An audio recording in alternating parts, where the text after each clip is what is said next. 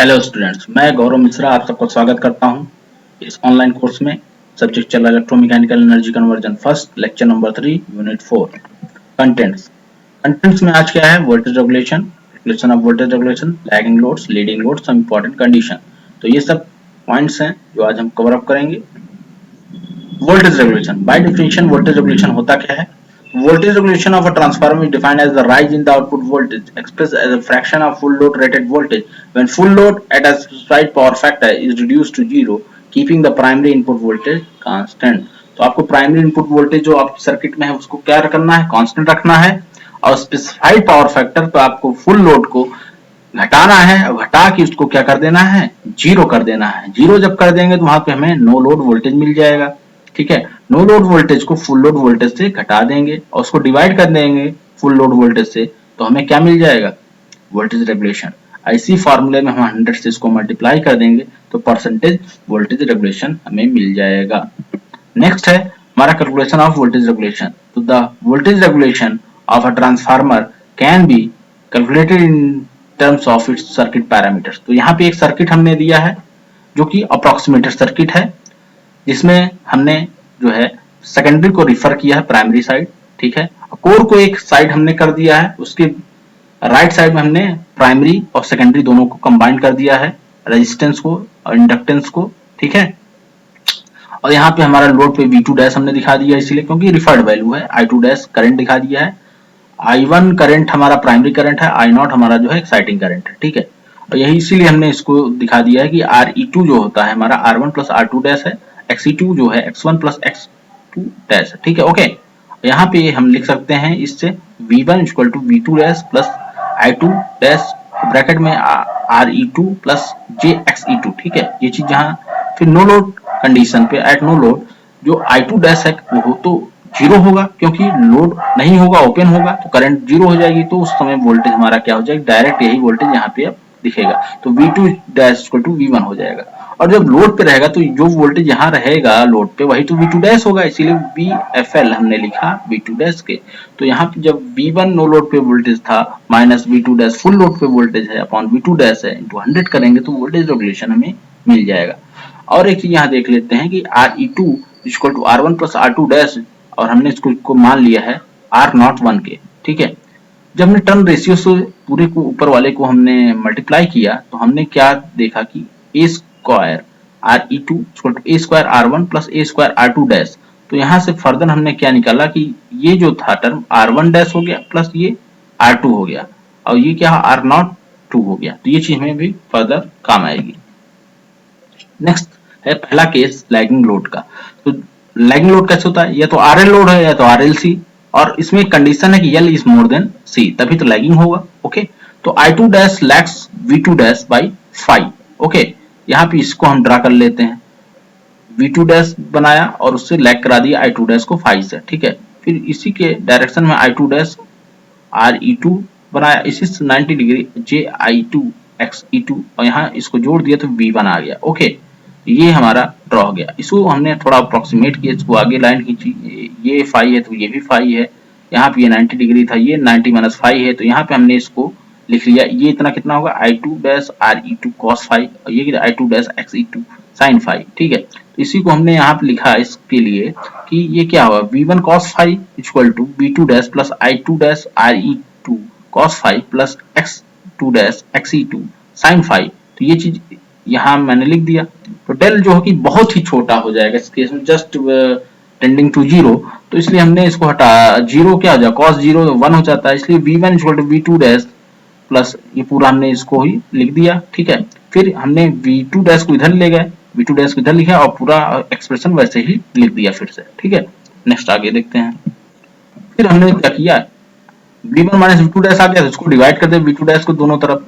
तो जब दोनों तरफ डिवाइड किया तो क्या हुआ? ये वोल्टेज रेगुलेशन हमें मिल गया।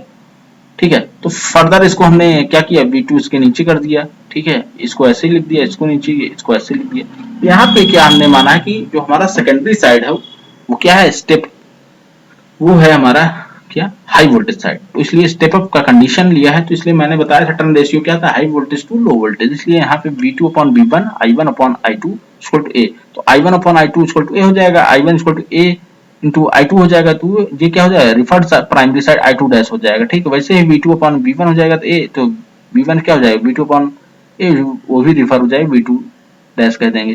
तो I two dash upon V two dash A I two upon V two upon A आया, तो यहाँ पे A square I two upon V two हो जाएगा, जो कि मैंने यहाँ इसकी जगह ये चीज रख दी, ठीक है, ठीक है। और मैंने ये माना ही था, तो ये हो गया, ठीक है, cos फाई, और प्लस ये यहाँ भी वैसे रखा और यहाँ पे ये, तो यहाँ पे I two equal to X I two F L है, ठीक है। मतलब क्या है कि फुल लोड की कुछ जो लोड होगा उसमें कुछ मान लो 1 होगा तो 100% होगा, 70% है या 0.6 या 0.7 है या कुछ होगा, तो कुछ परसेंटेज है लोड का, तो वो दिखा रहा है यहाँ पे, वो कितना है वो चीज दिखा रहा है, ठीक है। आगे चलिए, तो जब हमने वहां पे स्क्वायर आर नॉट वन था, उसको इक्वल टू हमने ये लिख दिया, ठीक है, जो यहाँ पे आया था अभी, ए स्क्वायर आर नॉट, ठीक है। तो ये क्या हो गया, अब इसको हम लिख सकते हैं यहाँ आर नॉट टू, ठीक है, और ये चीज X I two F L लिख दिया अपॉन बी टू, ये चीज, तो ये चीज बी टू अपॉन अगर हम करते हैं B two upon R two F L, तो ये क्या हो गया, ये दोनों चीज क्या है, रेटेड है तो इम्पिडेंस हो गया ना जेड टू पी, ठीक है, इसलिए ये चीज ऐसे लिखी गई। और यही चीज आपको याद रखना, परसेंटेज वी आर क्या हो जाएगा, X R P U cos five plus X P U sine five into 100। कभी कभी क्या होता है कि हमें परसेंट पर यूनिट में आर की वैल्यू, एक्स की वैल्यू और एंगल दे दिया जाएगा, तो वहां पूछेगा कि वोल्टेज रेगुलेशन क्या होगा, तो वोल्टेज रेगुलेशन उस समय यहाँ वहां पे यही फार्मूला हम लगा के निकाल लेंगे, ठीक है। और फर्दर आर पी यू मैंने लिख दिया R naught one upon Z one B, R naught two upon Z two B equal to R E two upon Z E two, ऐसे ही इसका लिख दिया है, ठीक है। नेक्स्ट चलते हैं लीडिंग लोड की तरफ। तो आई टू डैश क्या करेगा, लीड करेगा B two dash by five, तो वही मैंने यहाँ पे क्या किया, बी टू बनाया और आई टू डैश फाइव से को लीड करा दिया, फिर इसी के डायरेक्शन में I two dash R two dash बना दिया, इसी से 90 degree change I two dash X two, यहाँ बी वन आ गया, ठीक है, ये फाइव डेल एंगल हो गया, ठीक है। और इसी को मैंने यहाँ फर्दर इसको बढ़ा के इसको किया, तो यहाँ I two dash R E two dash cos five और I two dash X E two sine five आ गया, ठीक है। अब यहाँ तक तो वी टू हाई है, अब ये दोनों का क्या होगा, ये इतना निकाल, ये जो है यहाँ पे इसको माइनस करना पड़ेगा अभी, तो यही फर्दर हम अभी करेंगे, देखिए आगे क्या होता है। यहाँ V one equal to V two dash plus I two dash R E two cos five minus I two dash X E two sine five, ठीक है, माइनस कर दिया मैंने क्योंकि ये लीडिंग का केस है, V one minus V two upon V two dash, ठीक है, I two dash R E two cos five minus I two dash X E two sine five upon V one. तो further इसको और उसी तरह solve करेंगे, तो फिर यहाँ ये चीज आई उसको आर नॉट टू रख देंगे, यहाँ भी आर एक्स नॉट टू रख देंगे, तो फर्दर इसको और ये जो आया है इसको एक्स परसेंटेज में लिख देंगे, मीन्स कितना परसेंटेज है लोड का, फुल लोड का, उसके उस हिसाब से लिख देंगे, फिर इसको भी कन्वर्ट करके are P you x P you के फॉर्म में लिख देंगे, इंटू 100 कर देंगे, वोल्टेज रेगुलेशन आ जाएगा। ये किसका है, ये है लीडिंग का, ठीक है, तो ये चीज आ जाएगा, आप देख लो। ओके, नेक्स्ट आ जाते हैं हम लोग, कुछ कंडीशंस होती हैं इसमें हम लोग, जैसे पहला केस है एट फुल लोड और लैगिंग पीएफ होगा, तो फुल लोड के लिए वोल्टेज रेगुलेशन हमने लैगिंग पे दिया, देखा है कि प्लस आता है, यहाँ ये चीज होता है। तो at full load means x equal to 1, ठीक है, x इक्वल टू 1 होता है फुल लोड पे, तो x यहाँ पे 1 है, लैगिंग पे और लीडिंग पे भी देख लेते हैं, यहाँ माइनस आ जाता है, ये चीज हो गया। दूसरा कंडीशन क्या है, eight unity PF and full load में x इक्वल टू 1 हो गया, यूनिटी पीएफ का मतलब क्या हो गया कि कॉस क्या है हमारा 1 हो गया और साइन 0 हो जाएगा, तो जब भी यूनिटी पीएफ होगा, चाहे वो लीडिंग हो चाहे लैगिंग, बोथ की कंडीशन में R P U cos five ही होगा, क्योंकि ये पार्ट 0 हो जाएंगे, ओके, ये चीज हो गया। फिर कंडीशन है 0 वोल्टेज रेगुलेशन का, 0 किस पे आएगा, 0 ओनली पॉसिबल है कहाँ पे, लीडिंग पावर फैक्टर, क्यों, क्योंकि बीच में माइनस है, तो ये चीज जब माइनस है, जब ये इक्वेट करोगे तो यहाँ tan five R P U upon X P U आएगा, क्योंकि R not 1 upon X not, ऐसे ही ये लिख सकते हो, वैसे ही R E two upon X E two हो जाएगा, ठीक है।